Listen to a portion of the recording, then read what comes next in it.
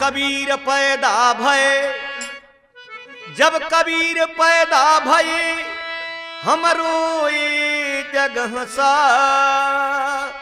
ऐसी करनी कर चलो हम हंसे जग रोया।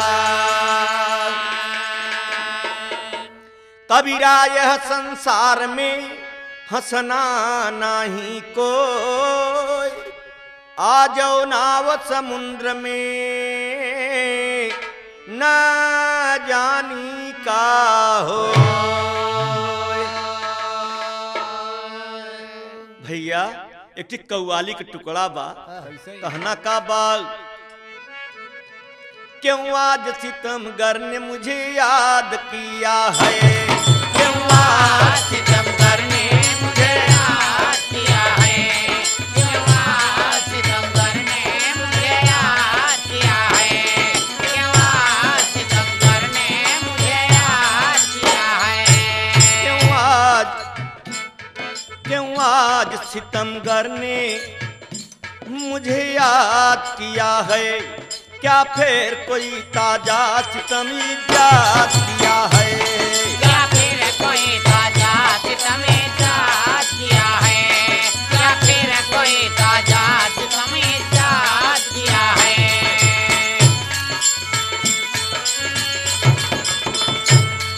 देता हूँ मोहब्बत की असीरी के दुआएं, देता हूँ मोहब्बत के असीरी के दुआएं, देता हूँ मोहब्बत के असीरी के दुआएं।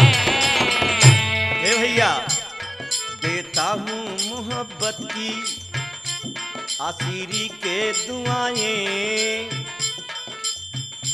देता हूँ मोहब्बत की अरे भाई असीरी के दुआएं दुआएं। इस कैद ने हर कैद से आजाद किया है, इस कैद ने हर कैद से आजाद किया है, इस कैद ने हर कैद से आजाद किया है, इस कैद ने हर कैद से आजाद किया है। कैद ने हर कैद से आजाद किया है। दूसरा बंद है, हमने कभी शिकवा न किया है न करेंगे, हमने कभी शिकवा न किया है न करेंगे, हमने कभी शिकवा न किया है न करेंगे। जरा ध्यान देना श्रोता भाई, हमने कभी शिकवा न किया, हमने कभी शिकवा न किया है न करेंगे, हमने कभी शिकवा न किया है न करेंगे, हमने कभी शिकवा न किया है न करेंगे, हमने कभी शिकवा न किया है न करेंगे। अरे हमने कभी शिकवा न किया है न करेंगे, अरे वो खुश रहे जिसने मुझे बर्बाद किया है, वो खुश रहे जिसने मुझे बर्बाद किया है, वो खुश रहे जिसने मुझे बर्बाद किया है, वो खुश रहे जिसने मुझे बर्बाद किया है, वो खुश रहे जिसने मुझे बर्बाद किया है। दोस्तों एक लाइन और कहने दास का बोला, अरे मुख फेरने वाले मेरी एक बात तो सुन लो, फेरने वाले मेरी एक बात तो सुन लो, मुख फेरने वाले मेरी एक बात तो सुन लो, मुख फेरने वाले मेरी एक बात तो सुन लो, सुन लो क्या तूने किसी नासाद को भी साथ किया है, तूने किसी नासाद को भी साथ किया है, तूने किसी नासाद को भी साथ किया है, तूने किसी नासाद को भी साथ किया है।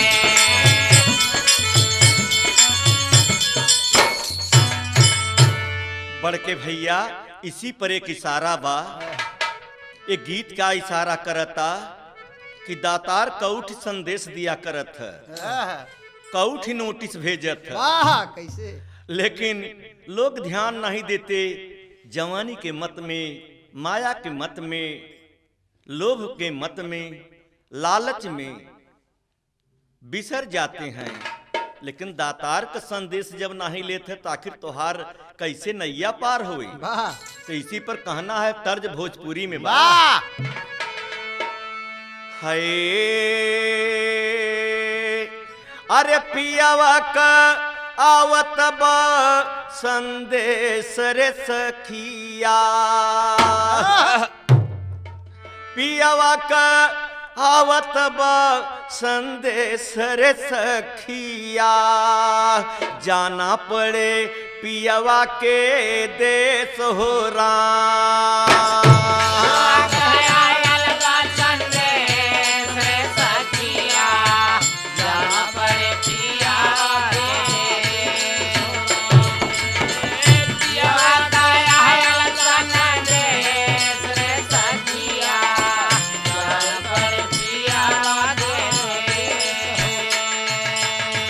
पियवा कयावत बा संदेश रे गोइया,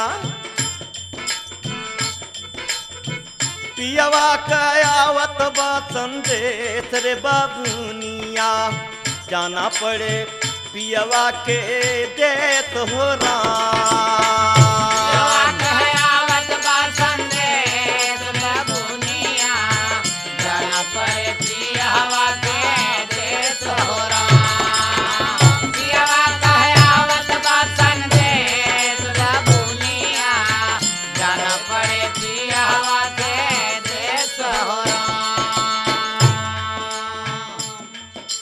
ध्यान देना, संदेश का आवता पहली नोटिस आई गया।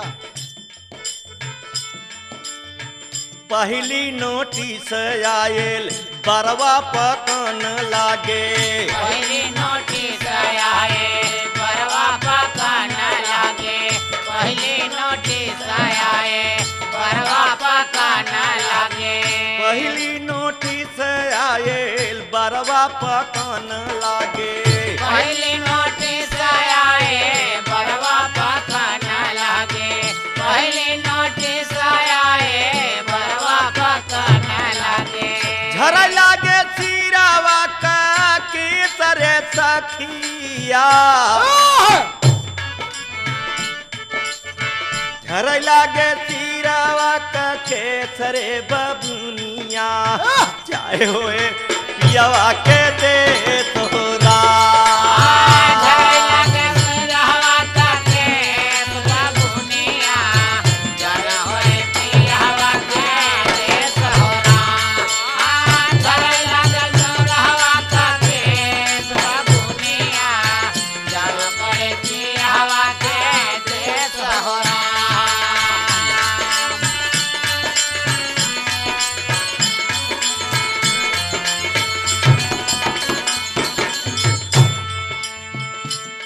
पढ़ के भैया सुनने वाले मित्र, आप लोग जरा ध्यान दीजिए इस गीत पर।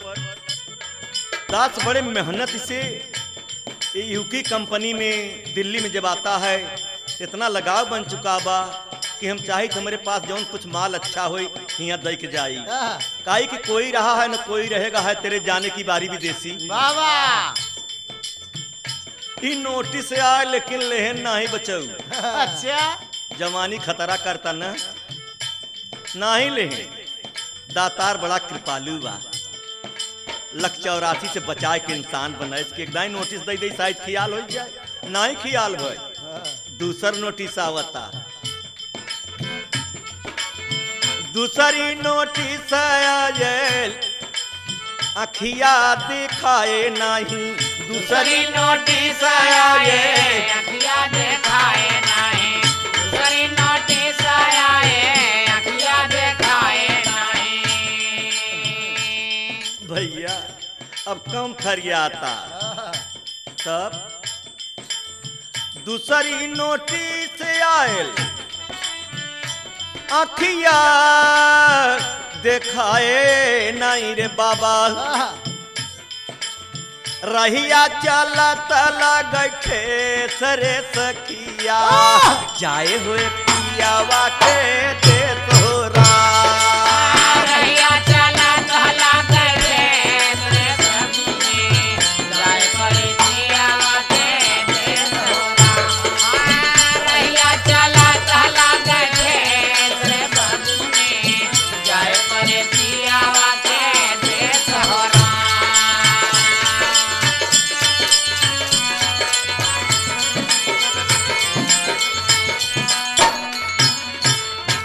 ए बाबू, ए बाबुआ, दूसरी नोटिस के ख्याल नहीं करते, फरियाद नहीं रे तबो रंग बांधत है। अच्छा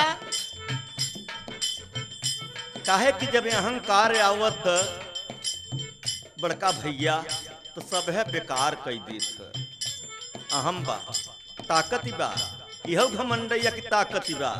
ताकत बा तो उपकार कैले, उपकार करे वाला राम के पदवी पावत है और तकलीफ दे वाला रावण के पदवी पावत है। नहीं ध्यान दें, तीसरा नोटिस दातार फिर भेजा। बहुत समझ जा। शायद समझ जाए। तीसरे में का भेजत हैं? तीसरी नोटिस आए कनवा सुनाए नहीं। तीसरी नोटिस आए कनवा सुनाए नहीं। तीसरी नोटिस आए कनवा सुनाए नहीं। सुन न पायन गुरु का उपदेश रे सखिया। गुरु करत है सुनाता ही नहीं। बाजार खराब हो गया। जब सुनई ला रहा तो सुनबई न की है। मसाला खत्म हो गया तो कान टेरत है। सुन न पावई गुरु का उपदेश रे बबुनिया। जाए हो पियावा के देत हो राम। पाए गुरु का उपदेश बाबुनिया। जाना होए पियावा के देश हो राम। हाँ सुन न पाए गुरु का उपदेश बाबुनिया। जाना होए पियावा के देश हो राम।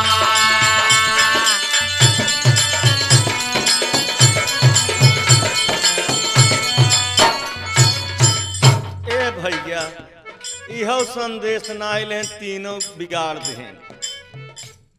चौथा मालिक फिर संदेश देता। कहा चौथी नोटिस आयल,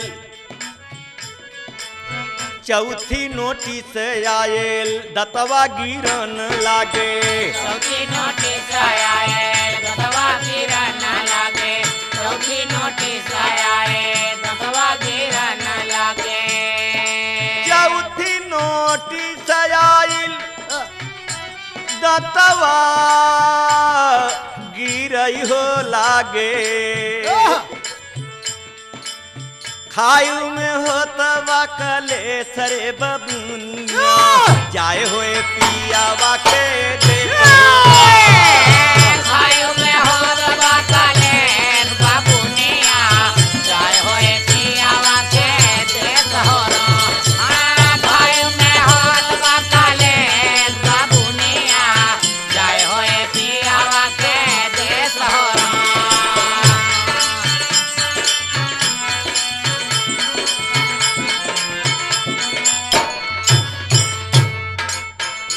बड़का भैया, चार नोटिस खराब हो गए। अच्छा ध्यान दे। अब नहीं ध्यान देता है। बाबा जी फिर भेजत हैं दातार। बाबा के अर्थ दूसर दिन लगायल है कि बा सर्वत्र बा, वाह टेम्परेरी नहीं परमानेंट बा। वाह। नहीं दही के भेलते ट्यूना चाट। हाँ।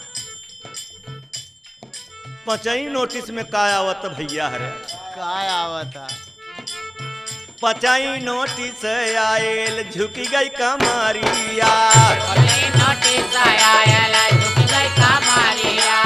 पचई नोटिस आया झुक गई कमरिया। पचई नोटिस आए टेढ़ी हो गई कमरिया। डेहरी पर्वत हो गए बबुआया। डेहरी पर्वत आंगन भवी दे। डेहरी पर्वत आंगन भवी दे सरे सखिया। जाए होए पियावा के दे। भाभी देश सखिया। जाए होए पियावा के देश हो राम। भाभी देश रे सखिया। जाया पड़े पियावा के देश हो राम।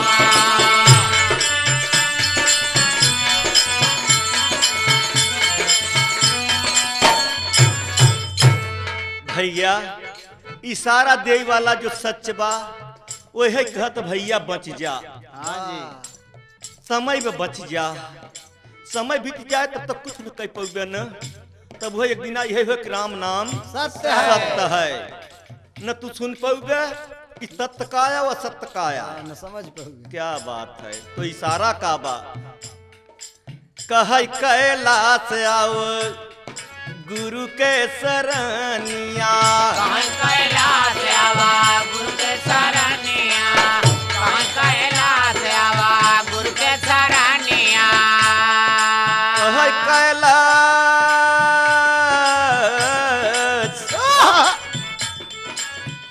अरे दासई है कह आव सतगुरु के चरानिया सरानिया। आना जाना हो जाए से सरे सखिया। फिर मैं आना और न जाना। वाह। तभी तो कबीर साहब कहे न कहीं कबीर सुनो भाई साधो फिर न लौट के उके माया नगरी में सैया गवनवा ले जाए बदरी में। बदरी में। यही बात आज दोहराई जाता काहे बदे कि जब झूठ ही बढ़त तो सच का जरूरत पड़त। जैसे कतो चढ़ैया बा हाँ। तो अगला गेर दे के परत अगला टाप करे के परत तब चढ़ाई चढ़त। वैसे इतनी वक्त रुपया में 12 आना लबारी चलाता। नीचे से ऊपर तक झूठम झूठ। बाबा। तो सच का जरूरत बा। यही पर कहना का बा आना जाना हो जाए से सरे सखिया।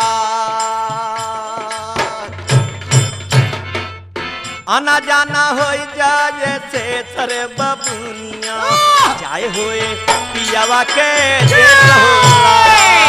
आना जाना होए जाए से बाबुनिया, जाना होए पियावा के वाह भैया। आना जागो हो भैया जाग जा। बाबुनिया, जाना होए पियावा के देश हो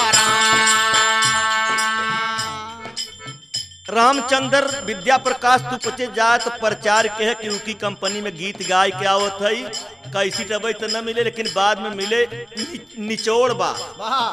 जैसे दूध जमाए के दही बनता, दही से फिर का नैनू बनता, नैनू से फिर चघराए के घी बनत है। वाह। इसीलिए दास निचोड़ता इसलिए कि दासों को का पता बा कब बदल जाए। तो कहना का बा एक ही तर्ज बदल गए। तर्जवा का बदल गए। कहे वाला समझदार का कहत है कि अब समय सोच ले। तो कभो कभो लोग लिखा करत ही गावा करत ही। हाय अरे अब ही उमर मोरी बारी रे सैया मांगई गवनवा।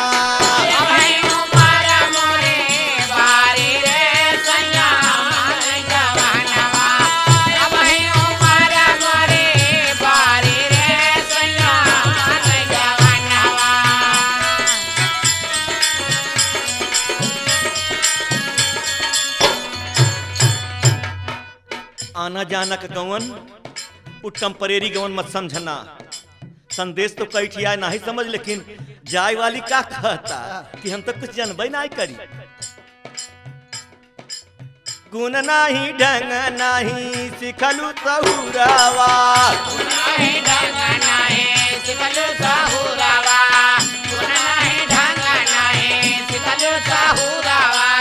जब ससुरावा में बन के महुरावा।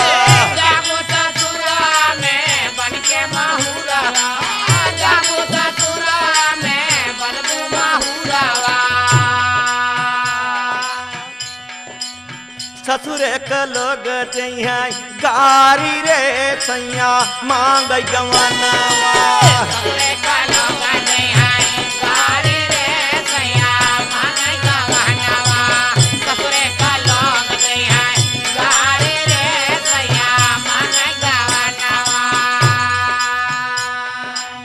प्रीतिया करितिया कुछ नहीं जानी।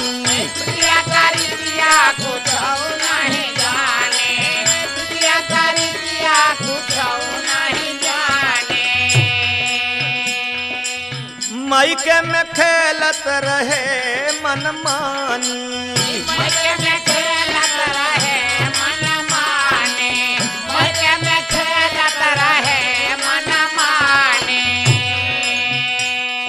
चाहे उ मैका लैले चाहे ई मैका लैले चाहे शरीर वाला मैका लैले, ये शरीर तो मैकैया। मैके में खेलत रहे मनमानी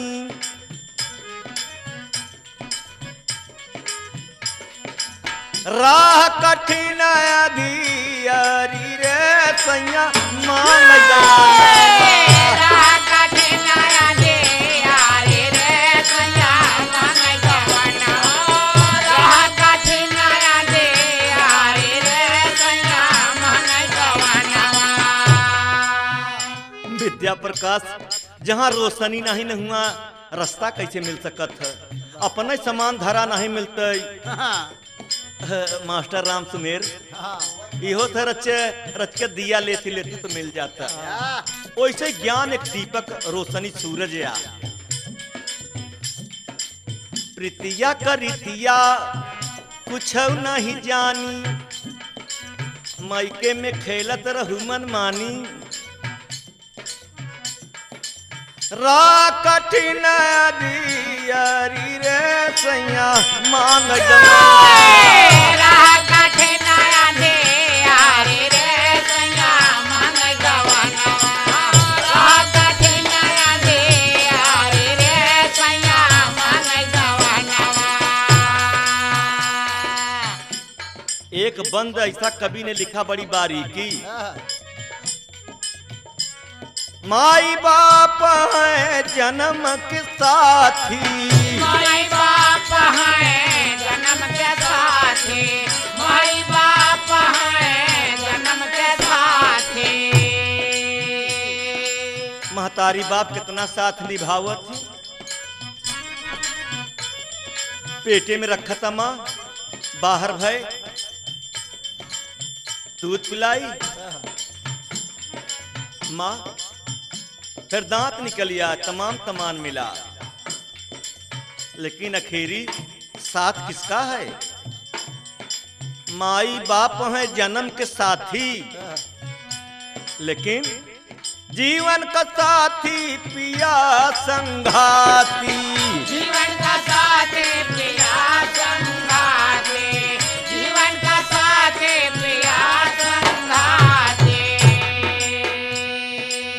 लागब हम लागब हम लागब हम लागब कवनी डारी रे सैया मांगई गवा, लागब कवनी डारी रे सैया मान गवना, लागब कवनी डारी रे सैया मान गवना।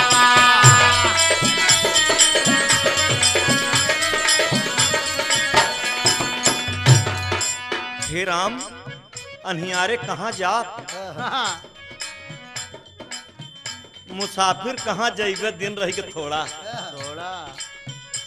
तबे भजनिया गावत रहा एक सूरदास, कैसे मुसाफिर कहाँ जाइबे दिन रही के थोड़ा, मुसाफिर कहाँ जाइबे रहेगा थोड़ा मुसाफिर कहाँ जाएगा, दिन रहेगा थोड़ा मुसाफिर कहाँ जाएगा, दिन रहेगा थोड़ा हो, दिन रहेगा थोड़ा मुसाफिर कहाँ जाएगा, दिन रहेगा थोड़ा मुसाफिर कहाँ जाएगा।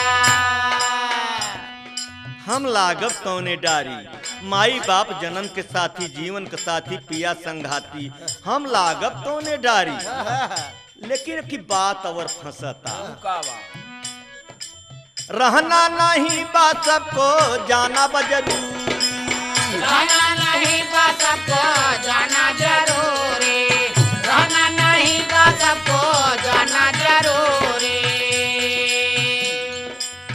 मायके में बाटई बड़ी मजबूरी, मायके में बाटई बड़ी मजबूरी, मायके में बाटई बड़ी मजबूरी। अरे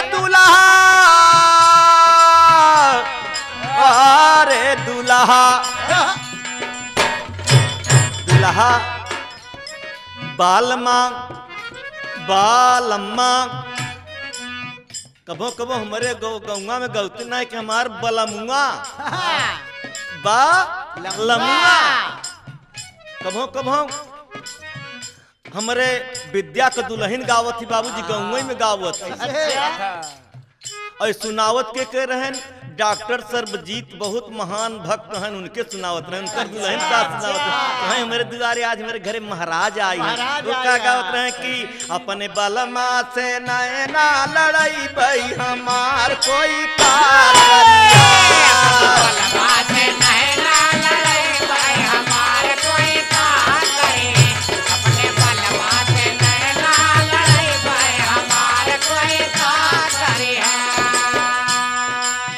और वही जगह यहाँ पर रामचंद्र के दुल्हन का कहत रहे कहाँ तू हाथ नहीं लहा तो कहाँ तू का हो कहाँ हमार तो बढ़िया कहाँ खाबई न पूरी मिठाई बलम हम कैसे तुआ मंगाई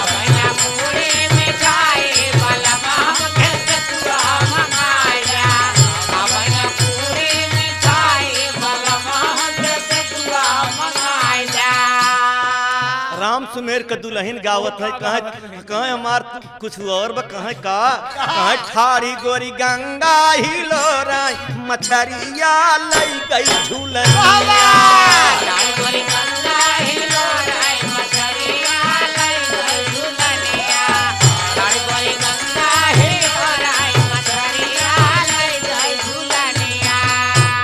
बाबूजी लाल जी के दुल्हन का कहत हैं सैया कया जब बा पढ़ाई हमार कान वाला बिकाई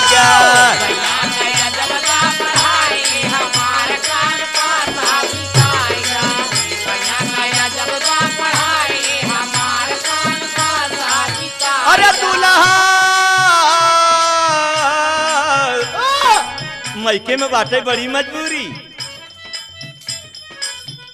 जाना है सबको जरूरी लेकिन लगा बा अरे दुल्हा से दुल्हन हारी रे संयम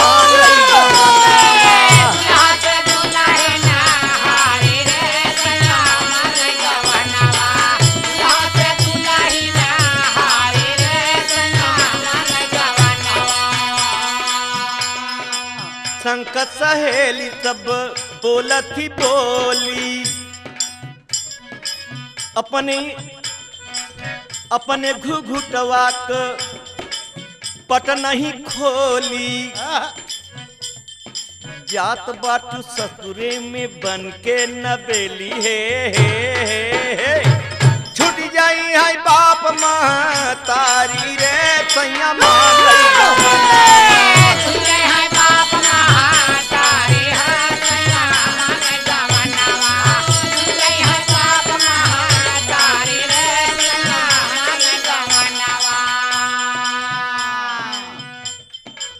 रातों दिना नींद नहीं आवाई